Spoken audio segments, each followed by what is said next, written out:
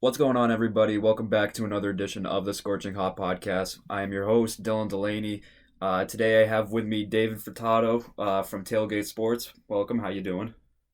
I'm doing well, Dylan. How are you? I'm doing wonderful. So today in our in the episode we got a bit of a controversy that's been coming up lately between a lot of NBA fans. The NBA.com released their all-decade teams.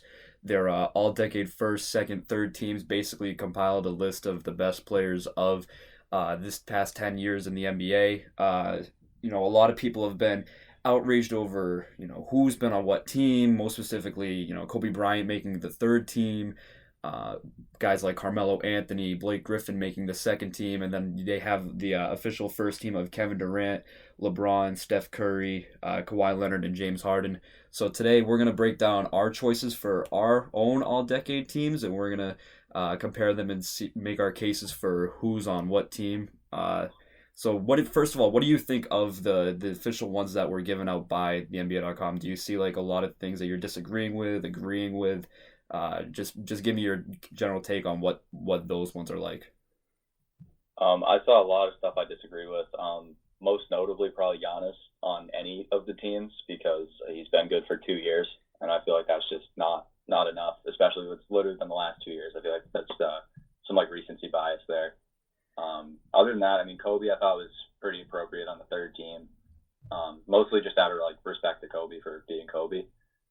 Because he really didn't do a ton. There were also some people I saw that were missing. I mean, there was no Dwight Howard on there anywhere, no Dirk, no Chris Bosh. Like these guys were all really, really good in the early part of the decade. And I feel like people forget that just because it was 5, 6 years ago now.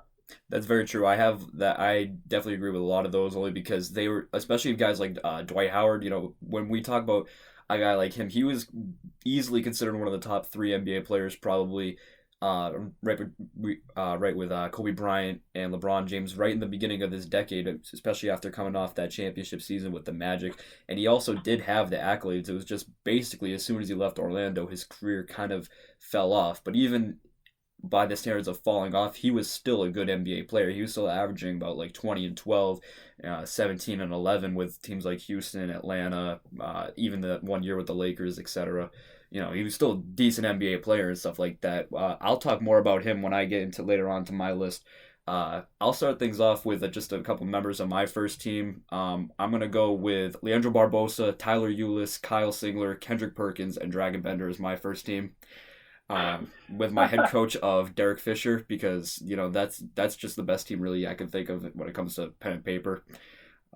Yeah, I'm sure you got some definite different ones right there, but yeah, I think that's the first Oh team yeah, we're going with. definitely. But more more or less on a serious note, my first team right now, I got KD, LeBron, Curry. That's like the kind of the three people I think that most people can consistently say are in that first tier. Those are probably the three most like well remembered, well known players of our generation. So I think it's only appropriate that those three are definitely in there. And next I got Kawhi Leonard. Especially after the season that he had with Toronto, his championship year. A two-time Defensive Player of the Year this decade, three-time All-NBA. He, compared to other players that are on this list, he hasn't played the entire decade and has also spent time injured. But I think definitely with the accomplishments that he's had, he definitely deserves a spot on that first team. And then to round it out, I have James Harden. It was between him and Russell Westbrook for me, but just these past couple of seasons from James Harden has been kind of historic. We haven't really seen a player put up the type of numbers that he has. You could say the closest thing to him was Kobe Bryant. He's also has that MVP award. He does have that finals appearance with OKC. He does have that Six Man of the Year award too. That a lot of people will forget about. That happened earlier on in the decade. He's a two-time scoring champ, six-time All NBA team. I think it's only appropriate that he's on my first team. I don't know what your opinion is on that, but I'll let you go into your first team. The only one I didn't have, I mean, I think we have the same ones. I just didn't have Harden. So I Steph Curry is my first team point guard. I mean, kind of obvious. He literally changed the way the game's been played the last 5 years at this point. Yeah, exactly. So the high tempo threes being bombed from everywhere on the court. No range is too far. So I think his impact on the game has definitely earned him a spot there. I also have Dwayne Wade. I think that's the only different one I had from you for the first team. I also had Kawhi, LeBron, and Durant. But D Wade, I think, deserves to be on that first team just because he was such an important part of those championship teams in Miami. Right. And then even after LeBron left, went back to Cleveland, Chris Bosh started playing less. He had the issues with the blood clots. I mean, Wade was still a very, very good player up until really when he left Miami to go to Chicago, and then that's kind of where everything started to fall apart. You could honestly make a case for him that he could still play today. Like he could still like definitely be a really good player still. He's definitely not the Dwayne Wade of old, but I mean he was still, even this year, he was a serviceable NBA player. He wasn't bad. But I think definitely just looking at what he did from 2010 to probably like 2015, 2016 right. Even, that definitely earned him a spot there. Kawhi, I agree with you. I mean, he took down 2 dynasties. So I mean, in the last one, he did it pretty much single-handedly. So I mean, there's no real argument to be made that he shouldn't be there. I think Durant, you might say the rings are cheap, and I might agree with you. But I mean, he's still one of the most talented players, and he's probably a top 5 scorer ever. I mean, he's just incredibly talented. He's just almost unguardable. I mean, LeBron's LeBron. I don't really think that needs any explanation. But yeah, really, the only difference I had from you, I think, was I'd Wade instead of Harden. I definitely agree with what you're saying about D Wade. A lot of people, what they'll forget about is that he had that run with the Heat after LeBron left. Even with the team that they had surrounding him, like it wasn't spectacular. Even after Bosh too, like they still had those couple of playoff runs where he still made it into the second round. Kind of not single-handedly, but not with a ton of help either. I mean, he had guys like Dragic and Whiteside, but that was really about it. It wasn't obviously like the teams of old, and he was still, even at like such a late age, he was still putting up those types of numbers and carrying his team that far. I mean, even this year, they barely missed the playoffs by a couple of games, but it was, look at the team that they also had around him. It was what, Josh Richardson, Justice Winslow, and Bam Adebayo. You're probably your top 3 contributors on that team other than Dwayne Wade, and Dwayne Wade wasn't even a starter on that team. He was just a guy who he came off the bench, played about 25-30 minutes a game, and closed out the games for you as well. So I think, yeah, I definitely agree that I have him on my second team, but I'll let you take your second team first. What do you got on your second team? All right, so I'll start. I got Chris Paul on my second team, followed by James Harden, Carmelo Anthony, Chris Bosh, and then Dirk Nowitzki rounds it out.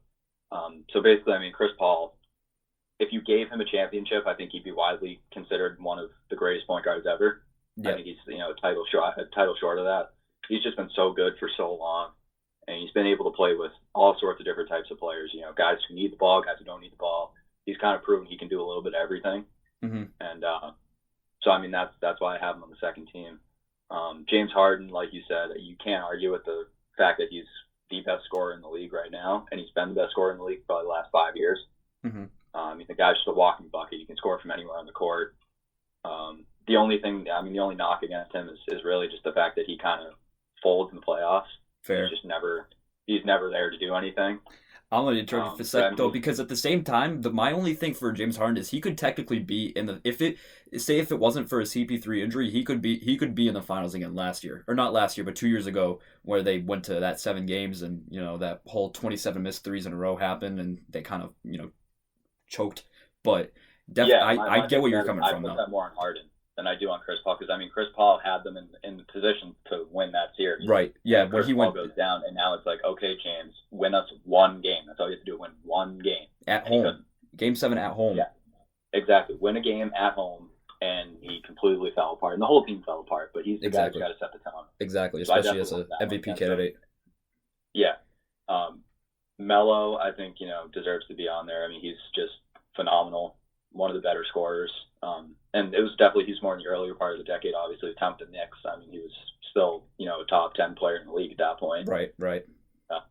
He's just been a bucket everywhere he goes.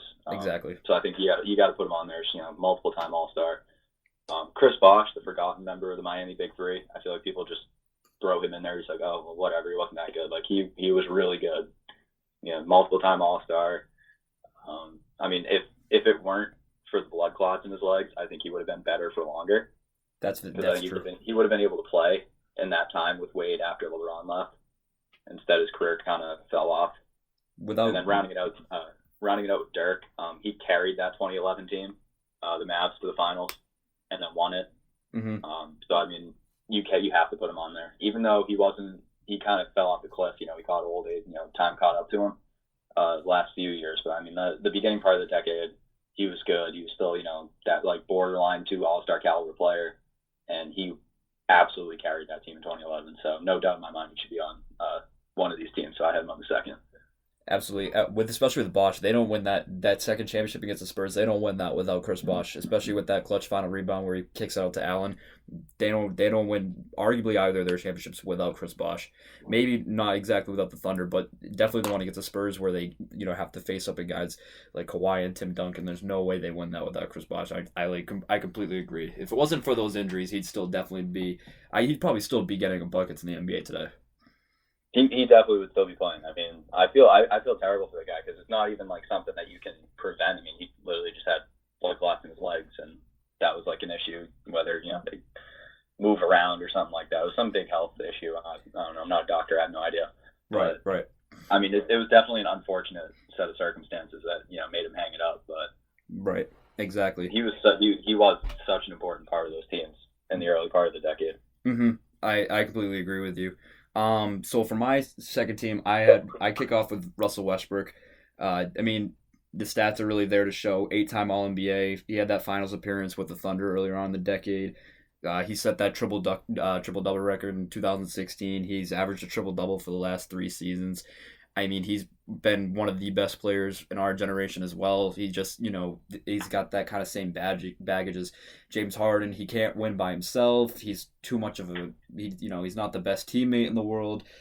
He's got all this other extracurricular stuff around him that kind of pushes him down a little bit. And I think just over this stretch period of time, Harden's been more of a dominant player than Westbrook has over, especially over these past couple of years. And Harden's had a little bit more team success as well, which definitely helps him out. So I got Westbrook on my second team. I originally had him on my first team, but after kind of looking into it more, I pushed him down when I moved Harden up.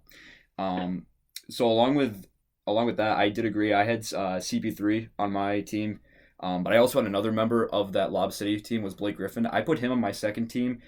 Just because of the fact that that Lob City was such an important part of the NBA for such a long period of time. They didn't necessarily win anything. They didn't make it to the conference finals or anything like that. But and a lot of that I think had to do with injuries. If some of those, if CP3 and Blake Griffin don't go down a couple of those years, we could be talking about the Clippers maybe having a final appearance or easily getting it to the Western Conference Finals because some of those teams had some crazy depth on them. But when we look at Griffin, especially with his recent years with the Pistons too, the past couple of years, he's definitely evolved as a player. Across the course of the decade, he went from being a pretty dominant like high flyer mid-range game to rounding out his game completely, becoming just a more efficient player across the boards, getting more 3-pointers up there, especially last season where he shot a great percentage from 3, took a lot more and helped that Detroit team sneak into the playoffs basically on his back. So I think Griffin definitely deserves a little bit more consideration when it comes to these types of teams. Plus, he also did win that Rookie of the Year award too in his first, and when he came back from that injury, and he had that year when he jumped over a car. And he jumped over a car. How many other NBA players have done that? He jumped over a car. I think that earns him the spot. I do have him on. I have him on my third team, but I mean we'll get to that later. But he jumped over a car. He did jump over a car. Team at some point. He did jump over a car. I mean, I don't have Hamidou Diallo for jumping over Shaq, but I think he's going to definitely deserve an honorable mention. But jumping over a car, not only any car, but a Kia. It's good. It's a Kia. Yeah. Oh yeah. No, Kia. I mean, it's not the biggest car in the world, but it's still a Kia. He sponsored the dunk contest. Of course, he was jumping over a Kia. Exactly. And not to mention, who was that they gave him? I think Baron Davis is the guy they gave him. It was Baron Davis, and they had the choir out in the front on the court, like in mid-court, and they were singing "I Believe I Can Fly," and then jumped over the car. That was glorious. 10-year-old me was geeking. 10-year-old me. Great dunk contest. 10-year-old me was straight up geeking. That was a really good dunk contest because that was the one with JaVale McGee and DeMar DeRozan too. I forget who the fourth person was. Yeah, it's the one where JaVale McGee dunked on the 2 12-foot hoops at the same time. Yes, and he had that. He had that I remember he had that cradle dunk underneath the basket too. That he should have won that dunk contest if I'm being completely honest. I think. Griffin broke out the car and that was kind of. But yeah, because no one other player. As soon as they brought that car out, you knew he would bring it back. But, if he clears the car, he's winning. Oh yeah, easily. So other than Blake Griffin, I had they said CP3, Westbrook. I had Anthony Davis on my list. He's he was a little bit of a late bloomer when you compare to the rest of players that have been here so far. He was drafted in like 2012, and ever since then, 3-time All NBA, 3-time All Defensive Team, 6-time All Star. But the stats show that he's been a 25-11 type of guy throughout his entire career, or not his entire career, but especially over the past 5 or 6 years or so.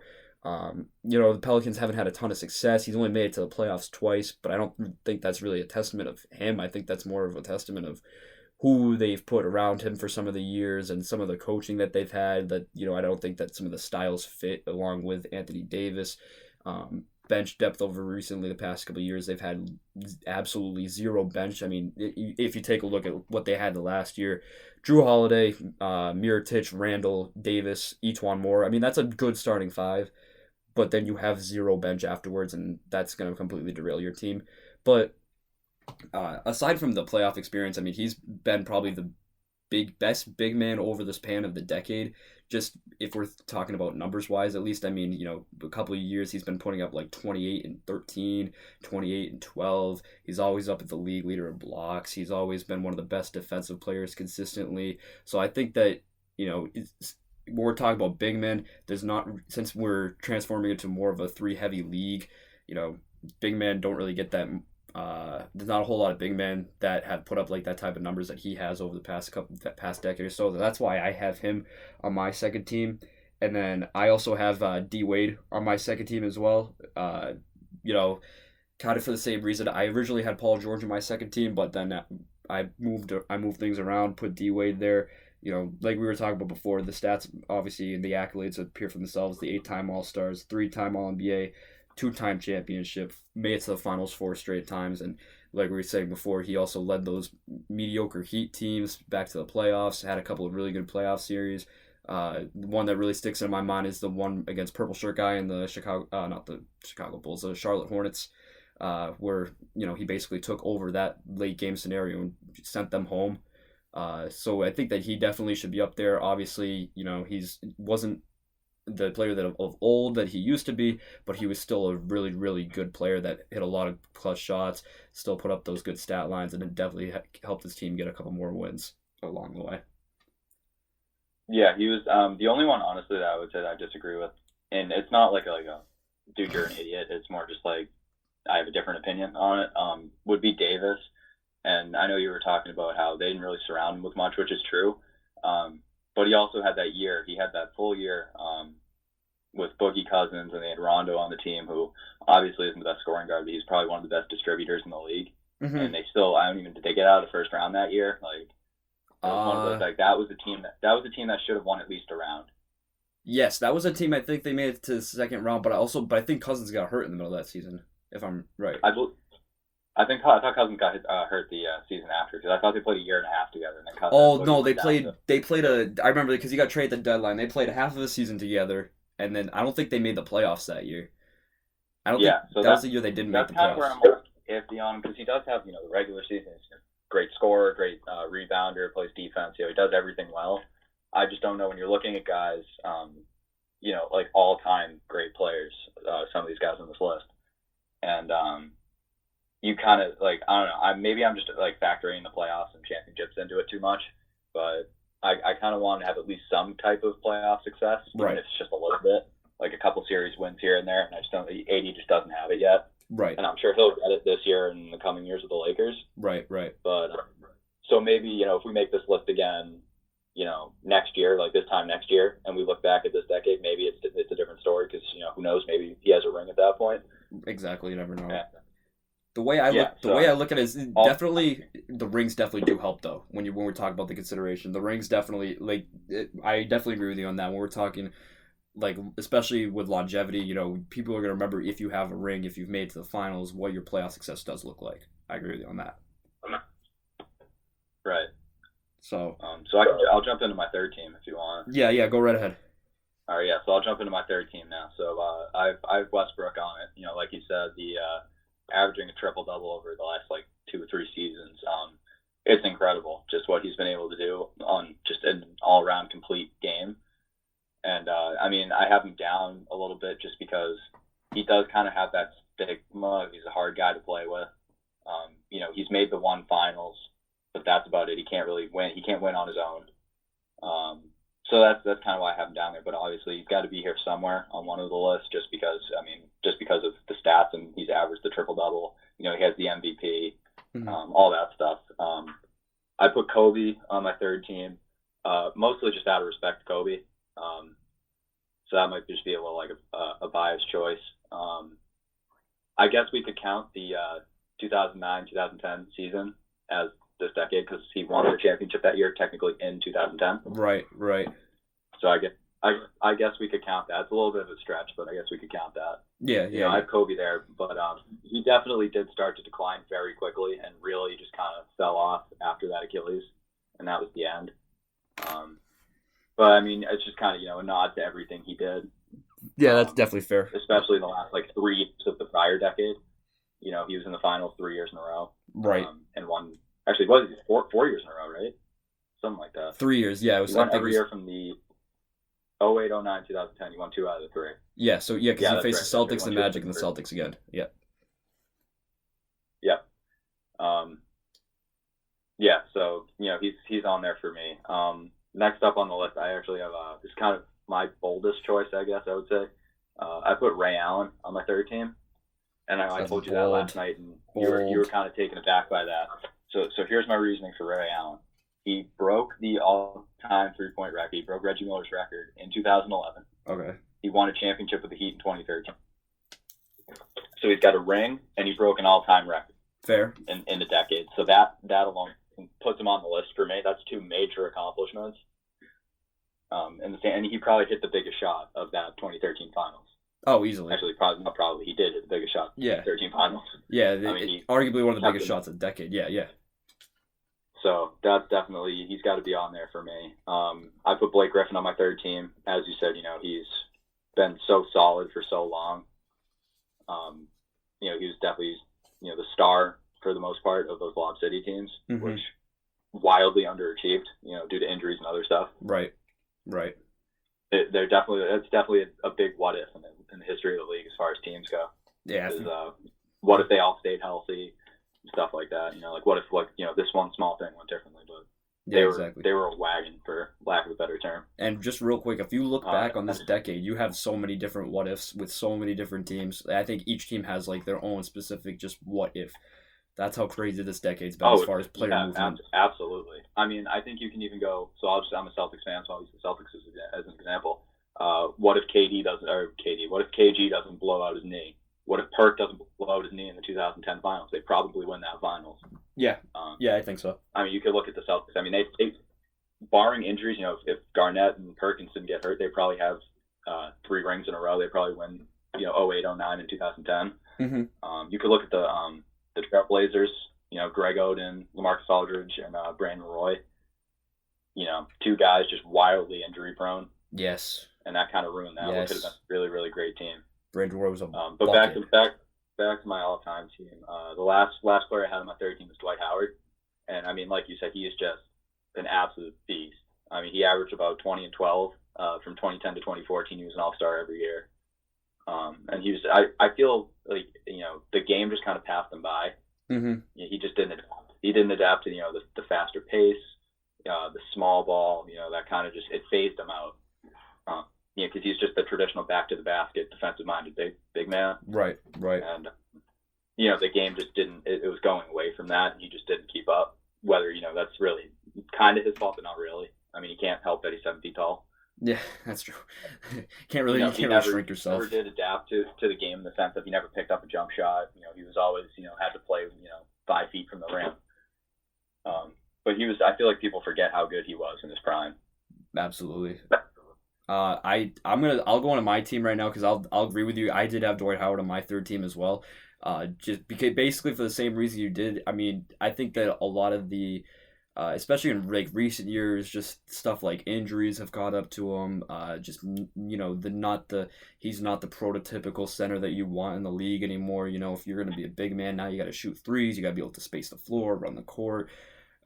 guard both the perimeter and the interior. There's so many different things that you have to do as a center now, rather than be a post technician, be a back to the basket type player, be just a rim protector. Now you have to do so many other different things, which has led to the demise of Dwight Howard. Plus, just especially with the Wizards, that just seemed kind of like dysfunction from the start, and now he's in the same boat as another third team member of mine, Carmelo Anthony, where they both just have no homes in the NBA, which is, I mean, it's sad to see. I think that both of them should be playing too, because they're both definitely NBA caliber players still. But I think definitely what they've done, what both of them have done over the decade, that they both should definitely deserve spots at least on this third team. But as far as Carmelo Anthony goes, I actually almost left him off of my all-decade team, but then I went back and I had to realize how dominant that he was with the Knicks, and how good some of those Knicks teams were, but similar to those Lob City Clippers, of how much they underachieved. A lot of the tabloids around the time where they had that team that included Melo, Jason Kidd, Stoudemire, Tyson Chandler, J.R. Smith, Iman Shumpert, more and more players that I'm going to be forgetting down the line. They were in a similar boat to the Clippers, where they just kind of underachieved, and they were bounced, I believe, in the second round after beating the Celtics one year, and then all of a sudden they just fell off a cliff, and then the Knicks have been kind of garbage ever since. I don't think they've had any sort of success other than drafting Porzingis and then trading him away. So that's where I stand on Melo. But when we go back after he got traded to the Knicks, he was still like 25-point game scorer. One year, I think it was 2012, where he averaged like 28 points a game. He was a two-time All-NBA player too, and he, like I said, the consistency is the reason why I put him there. The other members of my team that I had, I put Paul George. I put Paul George because he's been, kind of in the same boat. He's still young. He's still improving, as clearly as we saw this year, where he went off in the second season and final season with OKC. But even with the Pacers, and he was such an important part of some of those Pacers teams that almost made it to the finals and took down LeBron. I think that's where he really the series where they took him to 7 games, and that kind of pivotal play where he completely baptized Chris Anderson, Birdman. That's one of my favorite dunks of all time still. But I think that was definitely the series where he got put like on the map. That was a year where he won Most Improved Player as well. That's something that I've completely forgot about until just recently, is that he actually has one of those under his belt too. And just other than that, he's been a 5-time All-NBA player, 6-time All-Star. Also one of the best two-way players that the league's seen this decade as well. He's a 4-time All-Defensive Team member, and he's definitely one of those players who's going to give it all for you on both ends, except when he's going to play Damian Lillard, and he'll hit a 35-foot shot against him to clinch a series. Yeah, I think that's super rare to see, especially nowadays with superstars, is getting that effort on both sides of the floor. I just don't think that happens a lot. Right. That's why I have to put Kawhi so high too. He hasn't played that long, but he has a success, and he's also does it for you on both ends. That's what earns more points for me too, because there's so many superstars like James Harden, who is going to only put in that effort on offense, but not nearly as much on defense. Although he did play a little better defensively last year, he's still, you think of him, you think of offense. That's how I stand on that. So, but yeah, that's where I stand on PG. I put him on my third team. Rounding out my third team, I also had Dwight Howard, like you said. I had PG. Dirk Nowitzki, I did have him on there. He did, to kick off the decade, he had that ring against the Miami Heat team with the Big Three. He was, for the most part, a pretty consistent player. Obviously, he wasn't the player that he was in the 2000s, where he was, arguably he was one of the best players in the league. But he definitely had a couple of really good seasons. He was still a 20-point per game scorer, 18-point per game scorer around that era as well. It wasn't until really after his age 37 season where he started to really fall off and he started to be used less. The injuries piled up a little bit more. Age was just getting to him. But he did get that ring for the Mavericks franchise, which was really important for them. That's their only ring that they have. And he still made a couple of All-NBA teams, still a multi-time All-Star. So I think that he definitely deserves some of the consideration there as well.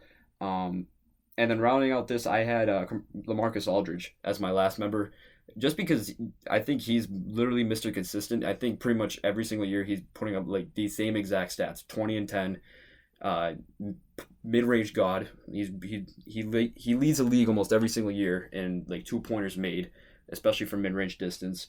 Both with the Trailblazers and the Spurs, he was a five-time All NBA, 7-time All Star.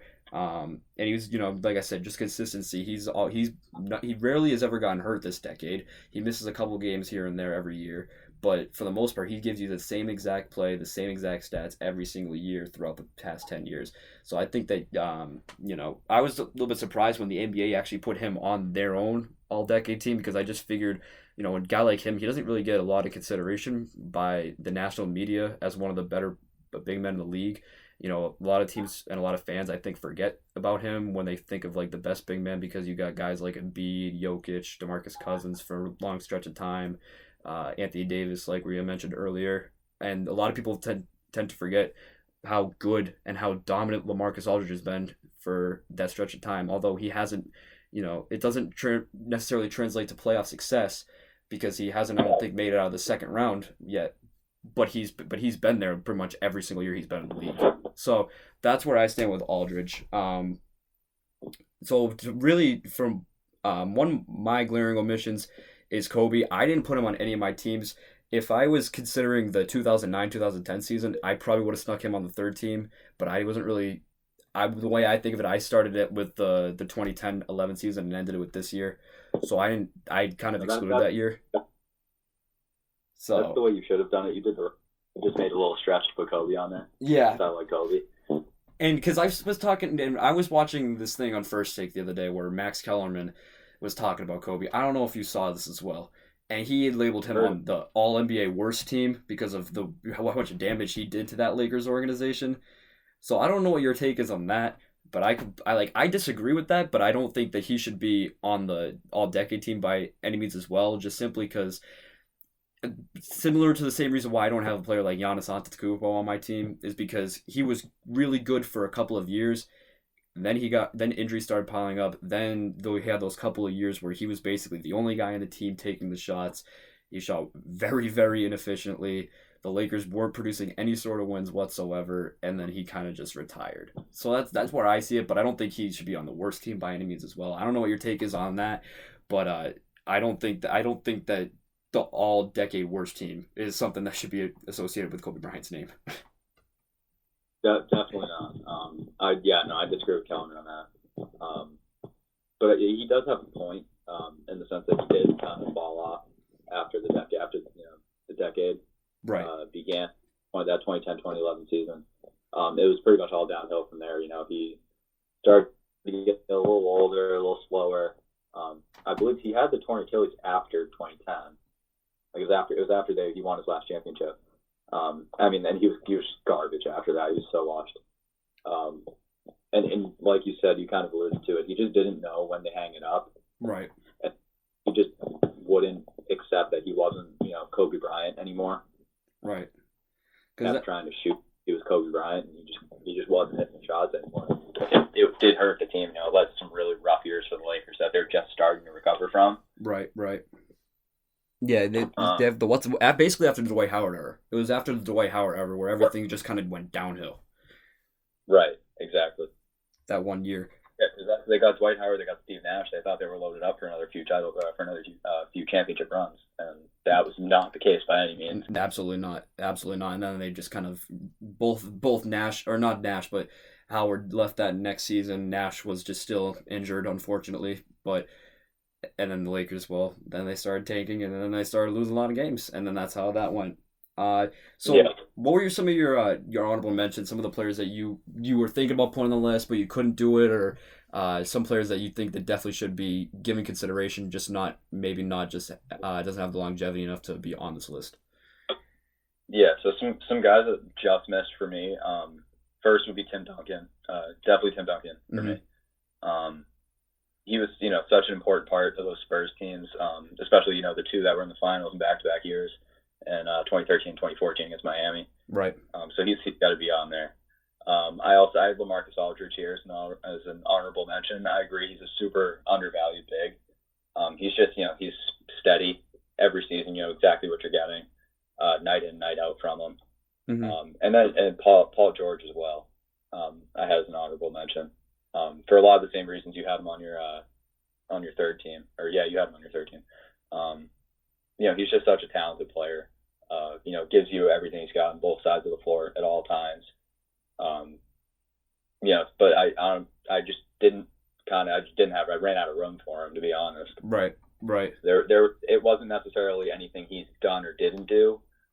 It was more, I just thought there were other guys who had done more. That's fair, especially when you take a look like accolades, especially since you had Ray Allen on your list. If you have a guy like him on your list especially with the accolades that he put up, that does make sense. I feel like a lot of people aren't going to agree with that per se, but I know that I fully expect to get hammered. But I will say that I kind of feel dirty for doing it, just because of I'm still upset at him for how everything ended with the Sixers. I'm never going to get over that. I guess I kind of did this year just because, Al Horford, the way he left for Philly was very, very reminiscent of the way Ray Allen left for Miami. Right. And, that happened. It was like, you thought he was staying. You thought he was going to take a little less money, Horford was. And then next thing you know, it's like, oh, he opted out. All right, no biggie. He's coming back. We knew that was going to happen. And then, over the course of 3 hours, it's just like, this. Next thing you know, he's a member of the Sixers, and you're like, what just happened? Yeah, exactly. He goes from folklore hero to arch nemesis in a blink of an eye. Then again, that happens to a lot of Boston athletes, though, too. A lot of Boston athletes will go to their arch rivals for some reason. Yeah, I'm not for that. I'm not neither about it, especially with Horford. That hurt me. I loved Al Horford. I'm not even a Celtics fan. That just feels out of place. It just feels out of place. Yeah, it was rough, man. I was, because I went on Barstool. I bought the Al Horford good shirt. Now I have no use for it. Now you have to burn it. Not a good look. Yeah, I think I might just get some tape and put not. This Al Horford's not good. Just replace it with like an Enes Kanter jersey. I might. My sister has a character for everything. The T-shirt jersey. There you go. I'll take that, put some duct tape on it, and I can't. This is right. He's gonna be the reason why no one else wears that number 11 jersey again, right? Exactly. So some of my honorable mentions, like I was talking about before, Kobe, Giannis. Giannis, I think, is definitely going to be more towards next decade. He's obviously been one of the better players over the last couple of years, but he wasn't also drafted until 2013, 2014 season, and it really wasn't till about the 2015 or 16 season where he started to actually make his name known in the NBA. His first couple of years. He played and he was solid, and productive as well, but he wasn't obviously the player that he is today or anything sort of like that. Another name that I really, really wanted to put on this list was Damian Lillard. I really wanted to put him in, and I was very, very close to putting him in over Carmelo Anthony, but just simply Melo's longevity, I couldn't get myself to do it. But Lillard has been a very, very good player over the span of the decade, especially even with more postseason success than Carmelo Anthony too. He's even led his team to a conference finals just last year in that loaded Western Conference. A lot of teams keep writing off this Portland Trailblazers team because they just, on paper, they don't look like they have enough depth. They don't think that Dame and CJ can take them the distance, but year in and year out, the Trailblazers seem to prove every single one of us wrong, and they turn into basically a championship contender that doesn't quite make it all the way. I know personally, when I did last year, I did my power rankings or my season rankings for the last year at the beginning of the season, and I had the Trailblazers missing the playoffs completely. I had them as a number 9 seed, and then they went out, got the 3rd seed, made it all the way to the conference finals. So that's just a way they proved me wrong. But I think that with Lillard, like I said, he's been one of the more consistent players over the decade. He's been one of the best scorers, especially with his size. He's not the most. He's not the tallest player for his position by any means, but he still finds a way to get the job done and get about 26 points a night, 27 points a night, something like that. Good ball handler, good distributor. Isn't the best defender in the world, but he does get the job done there as well. So I definitely think that he deserves some consideration as well. And a couple guys you were saying, like Chris Bosh, I think Chris Bosh should definitely be up there. I just similar to what you were saying for Paul George. I just kind of ran out of room for him. I couldn't really see myself putting him over a guy like Dirk or Dwight Howard just because of simply how dominant both of those players were at the beginning of this decade as well. So I left Bosh off this list. But that's really about it for as far as honorable mentions go. I think that's really it for those. I think the closest one was Damian Lillard. I was really close to putting him on there. I just couldn't bring myself to do it. Yeah, I only had those three, and like you said, it wasn't necessarily, anything they did or didn't do. I literally just ran out of room. Like, I just did not have the space on any of my teams. There were other guys that, I thought should have been on there ahead of, the three that I had in my honorable mentions. But, still top to bottom, you're looking at, probably 18 of the best players to play this decade. Obviously, there's no doubt about it. Right. And there's still, at least 5 or 10 more that could easily be on any of those teams. Right, and we're probably just not even, some of them are just not even slipping the minds right now. You could make a case for guys like a DeMarcus Cousins, who was so statistically dominant, Kevin Love, Kyrie Irving, guys like them. I don't think that they should be in consideration, but you could definitely, those are some guys that just come to mind that, might be up there as well, just as simply of how well they've played over the last decade too. Yeah, definitely. We didn't bring this up yet, but we were talking about this before we aired about coaches that were the best of the decade too. I had Pop, Spoelstra, Kerr. I don't know if you share the same opinion as me on that one. I had Pop as my first. Actually, I had the same exact ones. My reasoning behind it was pretty simple. Pop's Pop. Right. He's got a championship this decade. The Zen Master. And he's just year in and year out. He's like the Bill Belichick of football. Yeah, basically. Yeah. Second team, Eric Spoelstra. He's the only coach to really kind of survive LeBron. Right. Right. That isn't Ty Lue, or a coach that's been handpicked by LeBron. Right. Exactly. And then you have and then Kerr. Steve Kerr. I'm not a big fan of Kerr. I really don't think he's that great of a coach. He's fine. He's average, but honestly, you could, like, a monkey could coach that team. Yeah, especially with the star power you have two of the best 3-point shooters ever, and Kevin Durant. Literally anybody could coach that team and win 60 games. Yeah, exactly. And Mark Jackson did a good job before he left too. Mark Jackson was a guy who kind of set the blueprint for everything that happened, and then Steve Kerr just kind of picked it up and took off with it. That's how I look at it. And Mark Jackson has been a coach. Yeah. Has been a coach in the league ever since. He's been kind of blackballed from the league. Yeah, Steve Kerr is fine. He's not a bad coach. He's just not that good. I think he's very overrated just because he has such a great roster. Right. I think the only reason why but I feel like since he's made to the finals 5 straight times and he's won 3 out of those 5, he kind of has to be on this list just simply because of what he's done. You could make a case for guys like Brad Stevens who haven't won a chip yet, or other really good coaches in the NBA, Terry Stotts from Portland, Quinn Snyder, but just simply because Steve Kerr is Steve Kerr. You know what I mean? Right. I'd say he's probably, like you said, there's probably like 5 or 6 coaches that are better than him. Right. And at least they just don't have that championship resume. Yeah, exactly. See, since he's got those rings, he's going to be, more head and shoulders above the rest. But that's just how it is. But I think that's gonna do it today. Right. I think that's gonna wrap everything up for today. We think we covered up all the all decade teams and gave our best coaches and whatnot. So that's going to wrap up the podcast for today. Make sure you go check out tailgatesportsentertainment.com for more content from all of our writers, including myself and Dave. Also, make sure you go check out my website at hotstreaksports.net. We got some stuff going up over on there. The podcast will be going up on both of these and on the YouTube channel, so make sure you share that out, get the word out, get our predictions out. Make sure you don't slander Dave for putting Ray Allen in his third team, even though he doesn't deserve it. No, you can slander. It's okay. But I welcome that. I welcome the Ray Allen slander. It's okay as long as you got the facts to back it up, though. So it's okay. You got your bow and arrows ready to aim and launch, so you're all set. So exactly, I'm confident.